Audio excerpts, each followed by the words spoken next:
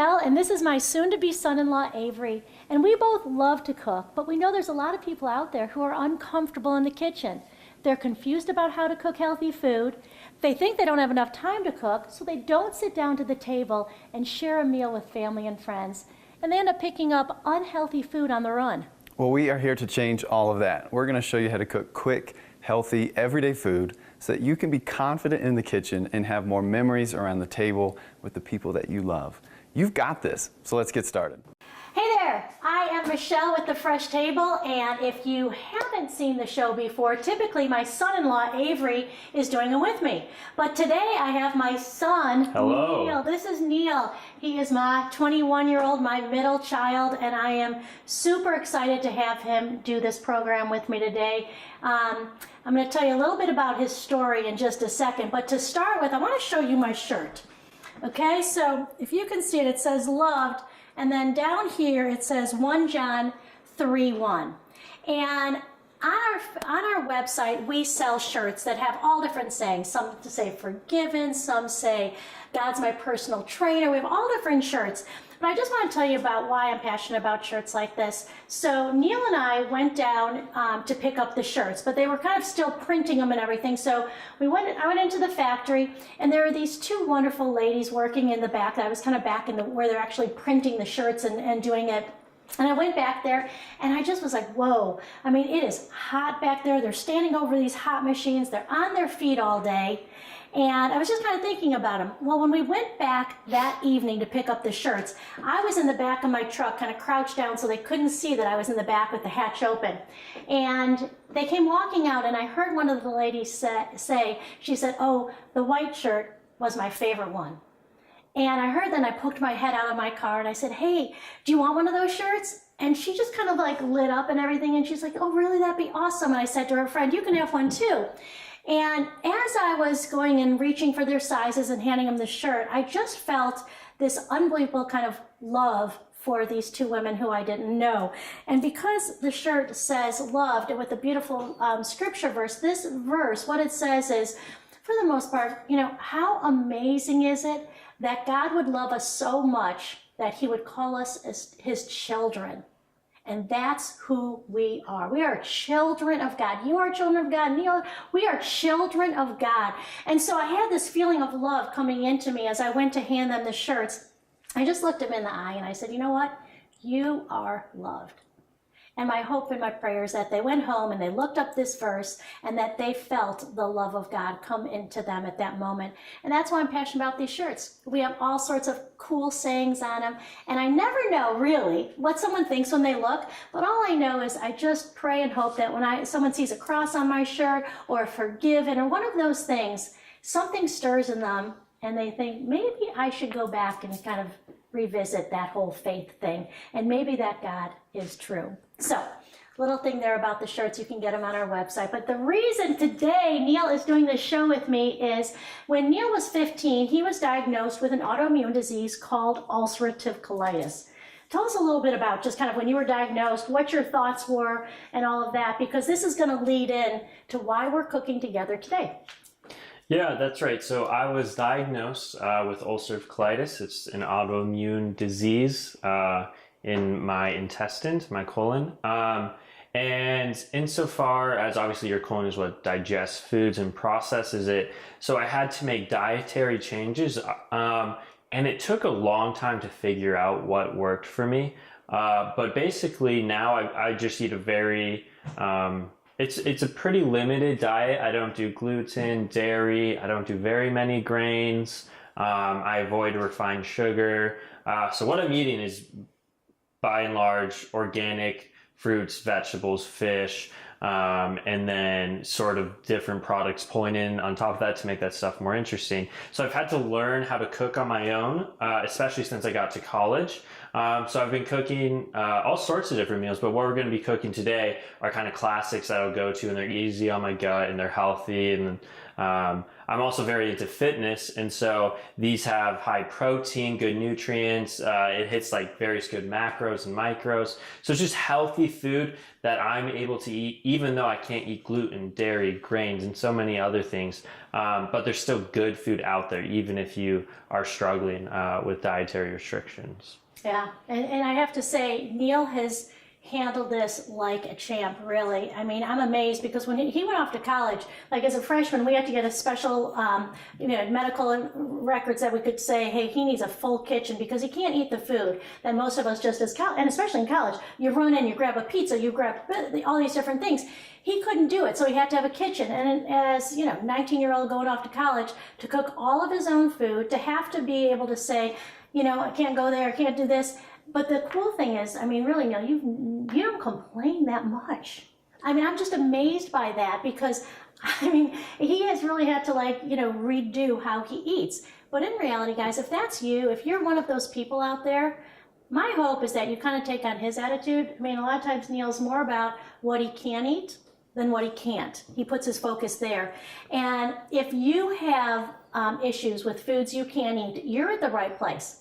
The Fresh Table, we have hundreds of recipes, and I would say 90% of them have gluten-free, dairy-free options. So if that's you, if you do FODMAP, which is a diet that Neil kind of also follows, there's a specialty. We have stuff for you, and you can eat and enjoy food and feel good.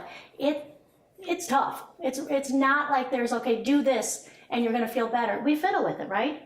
Yeah, that's right. It takes some experimenting, trial and error, but it's worth it in the end to feel healthy and not just have to be jacked up on immunosuppressant drugs or something that else is just terrible for you. Eat natural, eat healthy, and it's worth it. So many of our issues that we deal with our health can be avoided by making lifestyle changes, guys. Don't go to the drug initially. Try to make a lifestyle change, okay?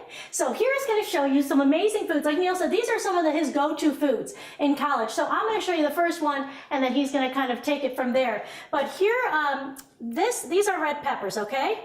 Oh, what? Look, I already cut it. So this is what it's going for, because we're going to make stuffed peppers, all right? So to do that, all we want to do is take our knife along the top edge, just like this. We're going to take it off, and then I'm going to have Neil just go and take out the seeds for me. If you could just go in the sink and take out those seeds for me, that would be great. Of course. Okay, so we are going to then stuff those peppers once we get our insides done. So what we're doing, and this is something really fun, guys. If you take carrots, and I'm going to cut them up, I'm going to put them then into our little blender processor over there, and it's almost like you can use it in place of rice, because like Neil said, he actually avoids grains, not just glutens. So sometimes we look for replacements for things like rice. So you can do cauliflower, but I'm going to put these into the blender, blend them up for just a minute, and then, because a lot of times if you see stuffed peppers, they typically have the rice and beef. But this is going to be just a healthier version. It's going to be loud for a second. So easy. Okay. There we go. I'll get that off. See how it's kind of small, almost like a little bit like rice would be. So what I'm going to do now is I'm going to I have a tablespoon of olive oil here, and I've already got my pan warming up. I'm just going to turn it up a little bit more. And I'm going to put those carrots in there. And then we're going to add some Italian sausage. So, great replacement for rice. You can do this when you cook up the carrots. Don't do it for a long time. Just think about trying to get make them a slightly soft, because then they'll be more like a rice consistency. All right, so I'm putting those in. I'll let that go for just a moment. And then we're going to add in here some Italian sausage. And it's not a lot, so we've just got about a half a pound of Italian sausage here. When you buy Italian sausage, it's real important. Look for no nitrates added. Okay, no nitrate added Italian sausage. So I'm going to put that right on into that pot as well. I'll chop that up as soon as it gets a little bit softer. Okay. Then we have zucchini. So Neil, right, all these are things you can eat. Yeah, that's right. Typically, vegetables I do better with if they're steamed or seared. And that's what we're doing here with the zucchini and the carrots. But yeah, even though it doesn't have grains and it doesn't have dairy, it's really good. It's lean, great nutrients, full flavor. It's enjoyable. It really is. What's been the biggest challenge for you when it comes to this? I mean, I know you can say, well, I have to limit, but more internally, what's the challenge that you go through? Because I'm sure there's other people out there who are having struggles when it comes to finding out autoimmune disease, and it's not like you just, can do one thing and you're better. What's been going on? How have you leaned into your faith on this?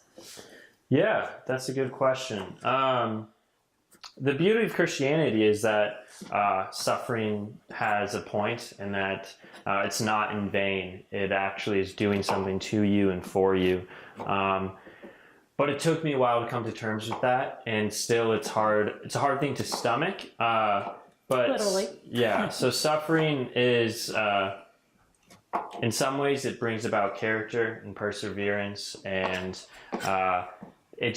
you kind of sometimes have to bite the bullet, but you just have to know that like Christ suffered with you, and when you're going through tough stuff, he's there with you, and he knows your pain, and he knows what it's like.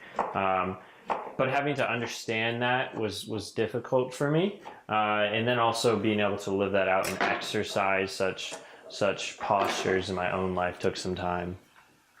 Yeah, and it isn't easy, but you know what? Tell him Paul, how he got to suffer, and God didn't take that away. Yeah, so Paul had the thorn in the flesh that he prayed for God to heal a few times, and God did not heal that. And I don't think that's a result of Paul's sin or disobedience, but that thorn in Paul's flesh was either there to humble him, but also, as it says in Corinthians, it was in Paul's weakness. It's in our weakness, our infirmities, that Christ's power and God's power is truly shown.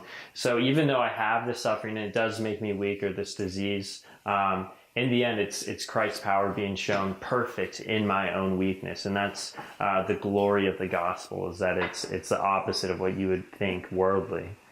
Yeah, I can't imagine going through life's challenges without Jesus, without that Bible to kind of guide us and help us and to give us hope. And, really, if you're someone who's dealing with some pain right now, some physical pain or some mental anguish, you have to remember life here on earth, it's short. It really is. I know it can be hard when you're in pain and everything, but it's short. And when we have faith, we have eternity. And I know, and I pray every day, heal Neil, but it might not be in God's plan. And I have to find peace with that, just like Neil does. But I do know, in heaven, Neil's going to be able to chow down on anything and everything. I'm just saying. So, anyway, so here we go. I've got this now cooking up, and I'm going to let it get a little softer. And then I'm going to add, I have a cooked sweet potato. Guys, whenever you cook a sweet potato, make an extra one. You can do so many things with a cooked sweet potato. You can blend them into a soup. You can dice them up and mix them with some eggs, different things. But when they're already cooked, because that's what takes so much time, it's really nice to have it. So if I take this now, you can see how easily that skin just comes off, and you can do a lot of different things with it. So I'm going to dice this up, and then once it's just about done, I'm going to add in these crushed tomatoes. I have 1 cup of crushed tomatoes there that I'll use. And so this, what I like is we've got kind of that salty and spiciness of the Italian sausage, and then we add into it, it's almost more of like a mash that I'm going to put in, because I really cooked it a lot. I wanted it nice and soft. And then I add that in, and then the red sauce. And then when it gets just about soft, I'm going to put it back into the pepper and then put it in the oven and let it go. Don't let that kind of brown on the outside bother you, that sweet potato. It doesn't have to be perfectly all good. Okay? Yeah, so as she's doing that, I'm going to be making another meal here of sorts, another product. It's going to be pumpkin pancakes. Again, pancakes and having to eat gluten and dairy free, that might sound antithetical, but it's possible, and it's good for you. So we have pumpkin, we have 3 eggs, we have coconut flour, coconut oil, and then we have some cinnamon, and we have some maple syrup. Honey works as well instead of maple syrup. But what I'm going to do is I'm going to take all of these products, I'm going to put them into this blender here, and then I'm going to whisk it all together, and then you actually just dump it onto a hot pan, just as if you're cooking a normal pancake. But yeah, it's really good. So pumpkin, I just have half a cup of pumpkin, and I'm just going to go ahead and add that in. And then the 3 eggs you can just crack. I think it's a 1/4 cup pumpkin. 1/4 cup, maybe yeah, you you're figure correct, half, yeah. yeah. So 1/4 cup pumpkin, and then just the 3 eggs. And the nice thing about these is they take 5 minutes to make. You don't have to do any broiling, baking, or whatever it may be. It's just a quick sear, much like a normal pancake.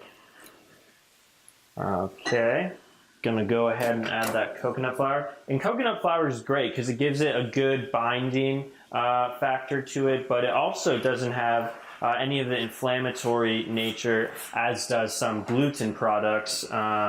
And then I'm gonna take some cinnamon here. Cinnamon just gives it it gives it a good balance, another flavor, giving it like a full mouth. And then the maple syrup here. You can even sometimes use more maple syrup. This is just dependent on how much you want to put on top. So if you want to use, have it more of a syrupy maple taste, a little bit sweeter, you can use more maple syrup. I do suggest only using organic, actual maple syrup and not something that's just tons of high fructose corn syrup, as that's, one, doesn't taste good, but two, it's really not good for you. It's just rooted to so many different diseases, heart disease, diabetes, and so forth. So I'm gonna go ahead, I'm gonna blend this up back here. And then I'm gonna use that coconut oil just to put on the pan before I cook it to get the heat going. Let's see here. Yeah, high fructose corn syrup we want to avoid.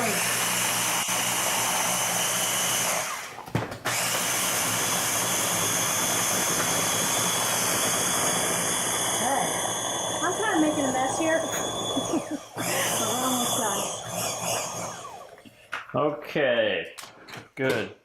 I have that blended up, and you'll see you'll get like a nice creamy texture here.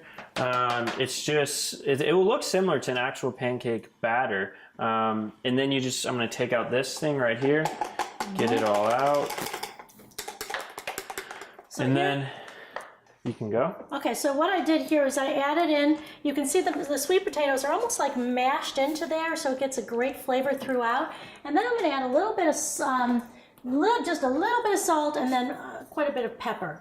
Okay, you could put a lot of different seasonings in here.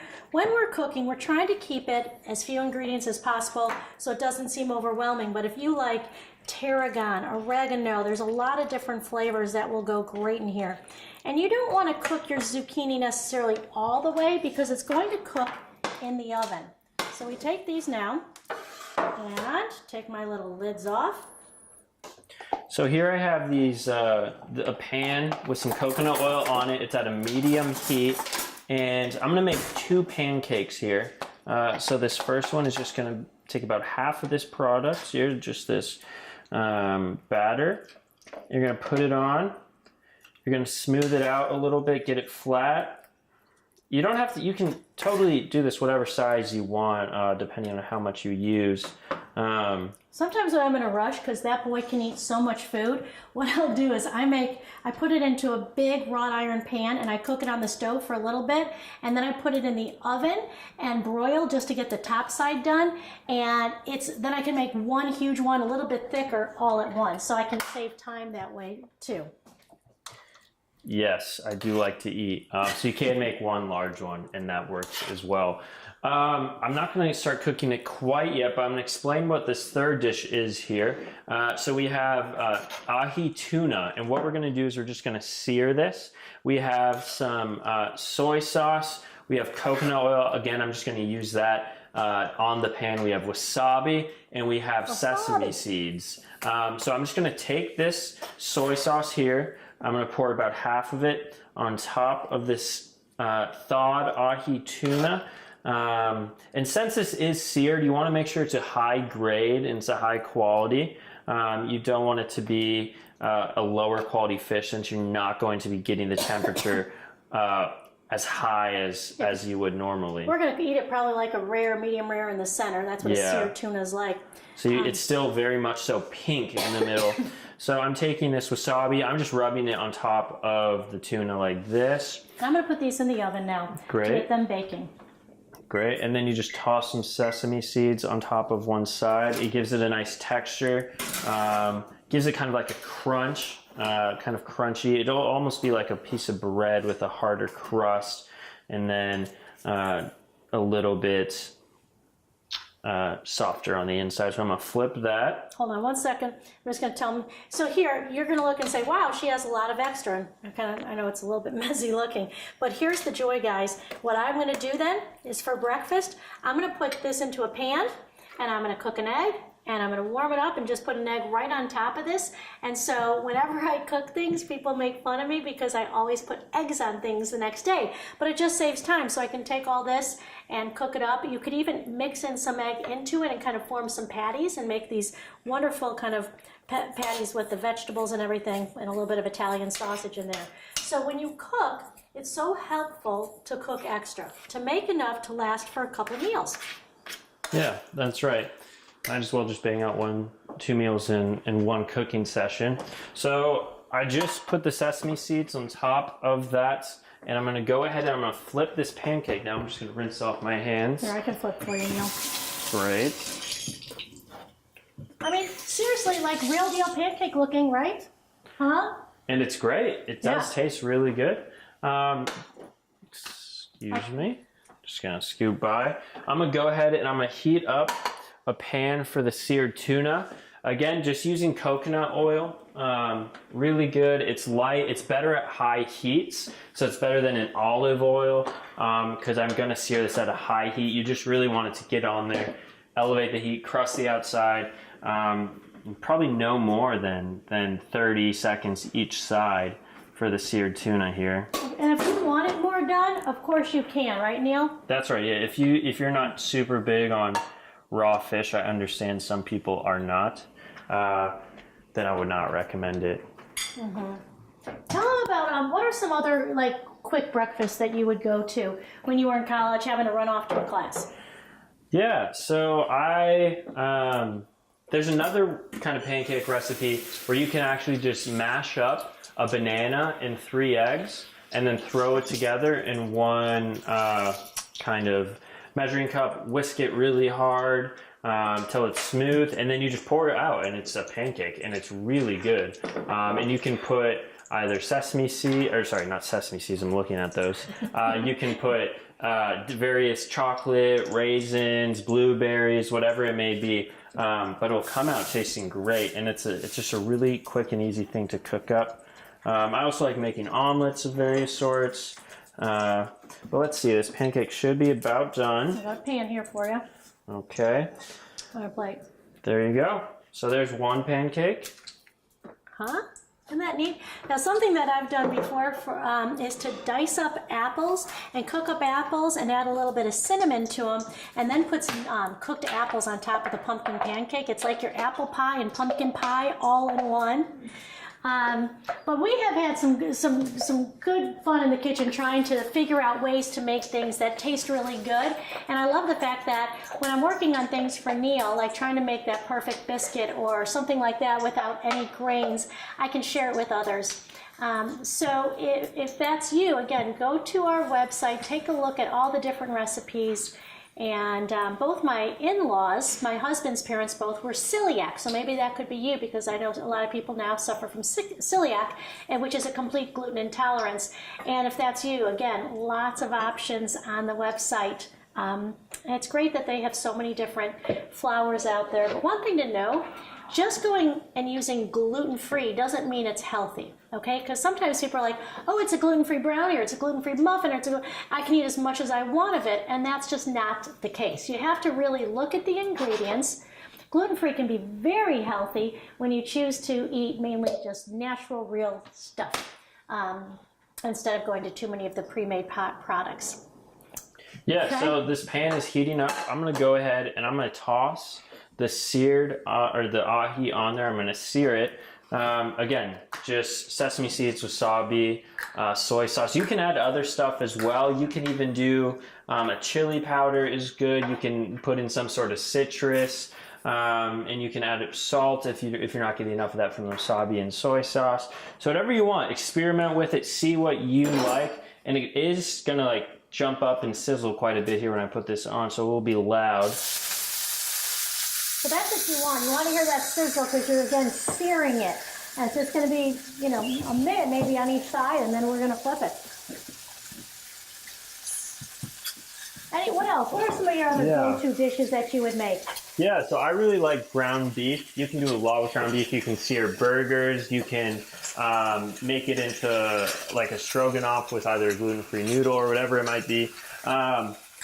But it's really good, and you can do a lot with it. Chicken products, you can do like an almond meal, and you can do a fried chicken or schnitzel of some sort. But I'm gonna just go ahead and I'm gonna flip this here tuna, and here we go.